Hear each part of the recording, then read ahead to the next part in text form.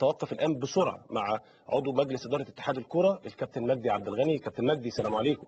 السلام ورحمة الله وبركاته يا ليس، ازيك؟ كابتن مجدي ازي حضرتك؟ تعليق حضرتك على اللي حصل النهارده، وهل بالفعل هذه المصادر عن المجلس القومي للرياضه هو حاجه يعني خلتكم اكثر هدوءا، ولا انتوا موقفكم ايه كاتحاد؟ لا احنا الحمد لله اكثر هدوءا، ما عندناش مشكلة، لكن طبعا ما يحدث دلوقتي من هرج داخل الوسط الرياضي والكروي على وجه الخصوص ليس في مصلحة كرة القدم المصرية. انت حضرتك بتسميه هرج يا كابتن مجدي؟ نعم؟ حضرتك بتسميه هرج؟ ما يحدث ده هرج، ولا مش عايز تسميه ليه ان ده حق من حقوقهم ان هم يعترضوا؟ الحقوق لابد ان يبقى لها قنوات شرعية. تمام. وليست اعتصامات ولا طلبات فئوية تؤثر على دولاب العمل. احنا طبعا بنحترم الجمعيه العموميه احترام شديد جدا، وانا على وجه الخصوص، وتربطني علاقات قويه جدا ب كل اعضاء الجمعيه العموميه. لكن اللي انا عايز اقوله ان النهارده لغط كتير جدا وراء هذا الاجتماع. مجموعه حضرت امبارح ومجموعه حضرت النهارده.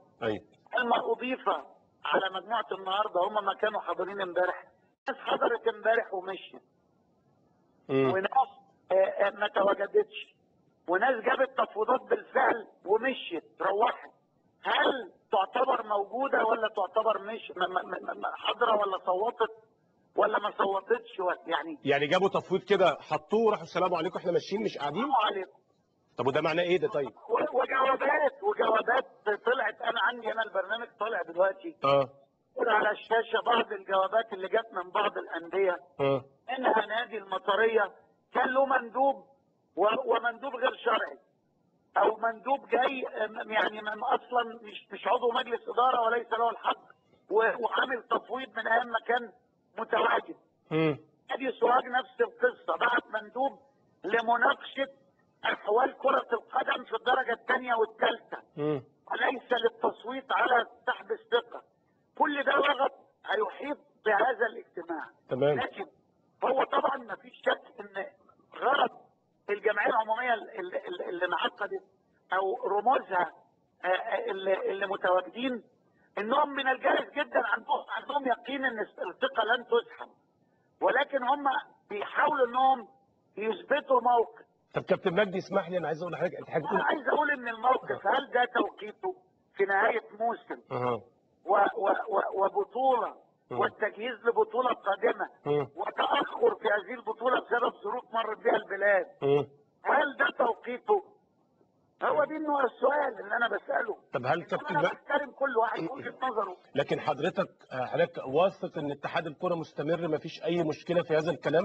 مش ما عندكش النهارده ما يحدث النهارده لم يكن مراقب من اي جهه تستطيع ان تفصل بين الطرفين.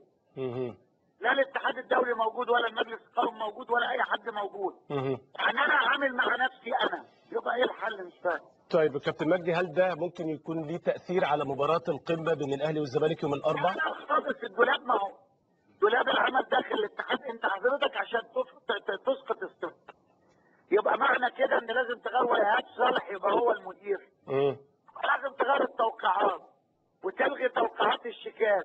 الموضوع ما هوش موضوع انت بتقول صباح الخير مساء الخير. ايوه عشان كده موضوع في منتهى الكومبليكيتد، معقد قوي. لكن كابتن مجدي مش هيكون ليه اي تاثير على لقاء القمه يعني؟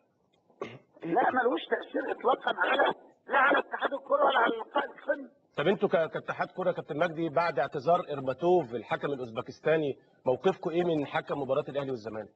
هنجيب كلاشينكوف. بس كلاشينكوف ده هيعور. ما هو انت احلى ايامنا دلوقتي ايام الكلاشينكوف. لا يعني مفيش جديد. اكيد هيبقى في بديل، اكيد شغالين يعني. اكيد مباراه لا تستحمل ولا تتحمل القسمه على 2 اطلاقا. بس انا برضو سمعت ان ارماتوف رفض وسويسرا قالت اعتذرت، فانا مش عارف انتوا في موقف صعب يعني. احنا في موقف صعب، ولكن ان شاء الله هتتحل باذن الله.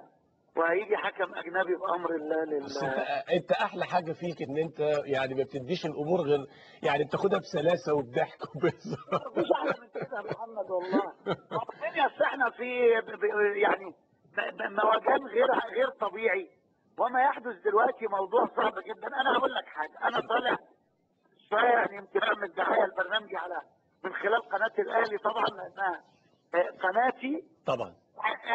انا طالع معايا ملف حجمه صعب جدا على نادي طنطا والاستاذ فايز عريبي، مجموعه من المعارضه بتتحدث كلام في منتهى القسوه وبعض الاتهامات.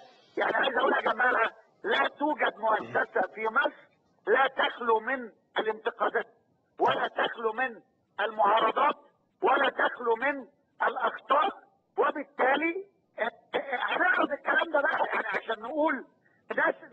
يعني واحد كلمني قال لي انا استفزني كلام السيد رئيس النادي عن المبادئ والمثل والاخلاق ولا يطبقها عنده في ناديه.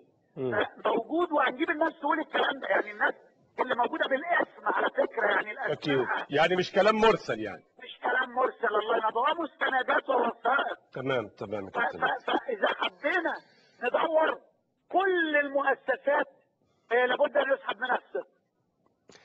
كابتن مجدي عبد الغني عضو مجلس اداره اتحاد الكره، بشكرك شكرا جزيلا يا كابتن مجدي.